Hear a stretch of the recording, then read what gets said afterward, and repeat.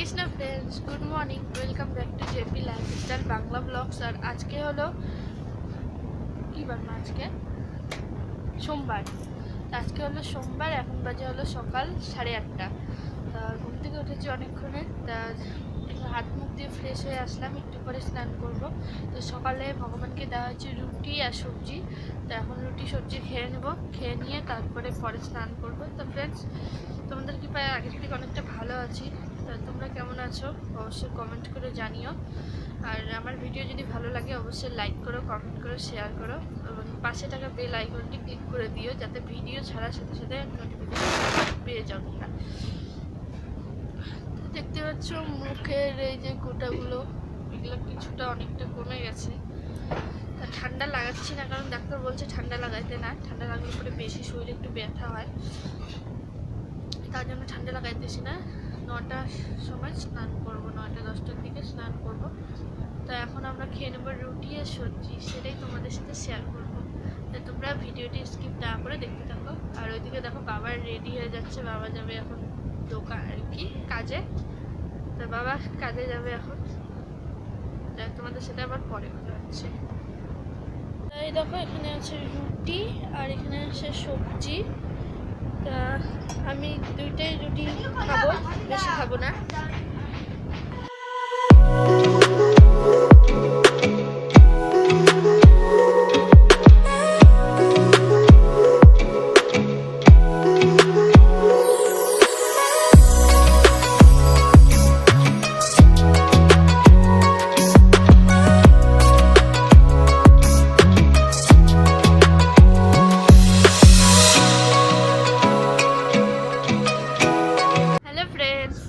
বাজে হলো 11টার মতন, 11টা সাড়ে 11টার মতন। এইমাত্র স্নান করে উঠলাম।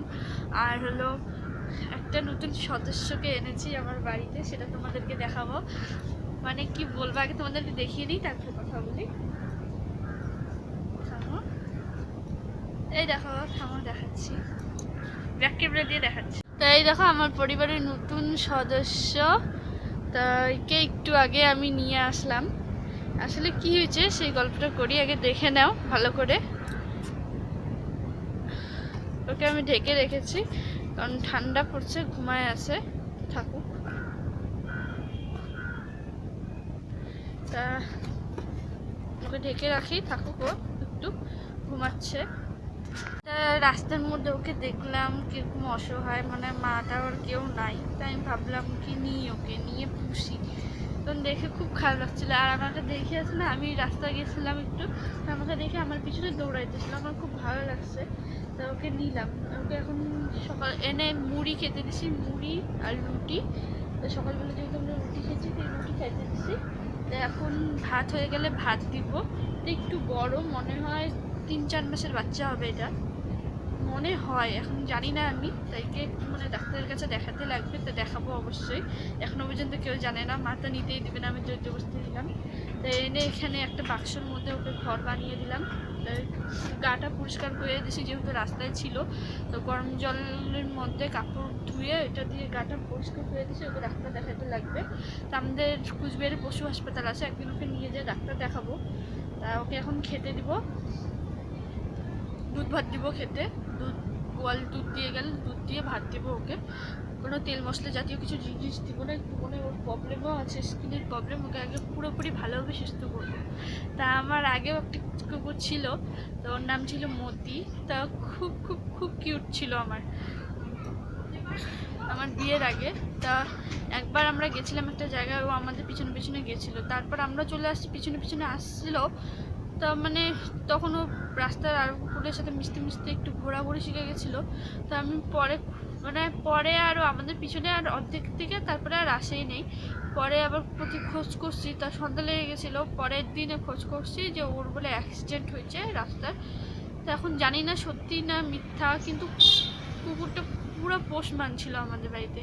ওকে যদি বলতাম মতি কই, ও দৌড়ায় আসতো। মানে আর কোনো টয়লেট যদি করতো, বাথরুম পায়খানা কোনোদিনও ঘরের মধ্যে করতো না। ওর কথাই ছিল ও কী করতো, যদি পাইতো, ওর মানে 2 টাইম ছিল, ও সোজা জঙ্গলে গিয়ে করে আবার বাড়িতে চলে আসতো।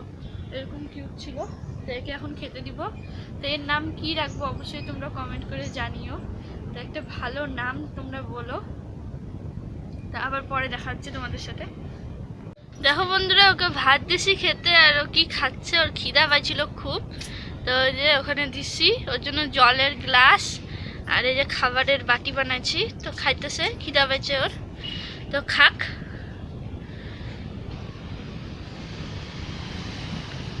খিদে পেয়েছে, ও খাক। আমি এখন খাওয়া দাওয়া করবো, মা দিল ভগবানকে। তো কি রান্না করছে সেটা তোমাদেরকে দেখাই, থামো। দেখো এখানে আছে ভাত, আলু সিদ্ধ, আলু ভাজা, বাঁধাকপির ঘন্ট আর ডাল। তো এই কয়টা রান্না আজকে। তো খাওয়া দাওয়া করে নিয়ে তোমাদের সাথে কথা বলছি। Good evening friends. এখন বাজে হলো রাত্রি 9:30। আর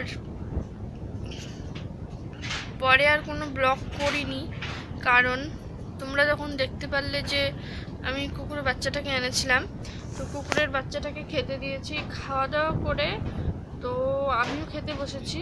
তা আধা ঘন্টার মধ্যে মনে করো যে কোথায় চলে গেল আমি নিজেও জানি না। তা বাচ্চাটা উধাও হয়ে গেল গা। তো খাওয়া দাওয়া করে খুঁজলাম, দেখি নাই, অনেক জায়গায় খুঁজছি নাই, তার মানে ও যেখান থেকে আসছিল ওখান থেকে চলে গেল গা।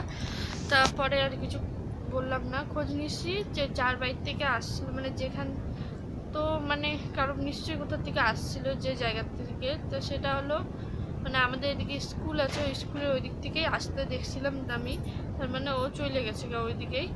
তো অনেক খোঁজাখুঁজি করছি সন্ধ্যার আগে, তো ওই জন্য মন খারাপ ছিল, এতক্ষণ কোনো ভিডিও করি নাই। তো একটু আগে আমার হাজব্যান্ড আসছিল, এসে দেখা করে গেল, দেখে গেল আমি কেমন আছি না আছি, সেটা দেখা করে গেল।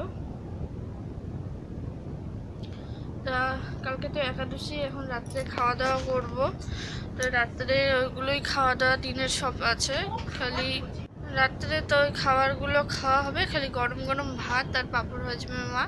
তো কালকে একাদশী, কালকে হলো মুখ্যদা একাদশী। তা কালকে একাদশী সবাই করো, আমিও করবো অবশ্যই। তো আজকের মতন ব্লগটি আমি এখানে শেষ করছি, আজকে কোনো আর ব্লগ করার আমার এনার্জি নেই। তো আজকের মতন ব্লগটা আমি এখানেই শেষ করছি, কালকে দেখা হবে নতুন একটি ব্লগ নিয়ে। তো গুড নাইট ফ্রেন্ডস, সবাই ভালো থাকো, সুস্থ থাকো, হরে কৃষ্ণ।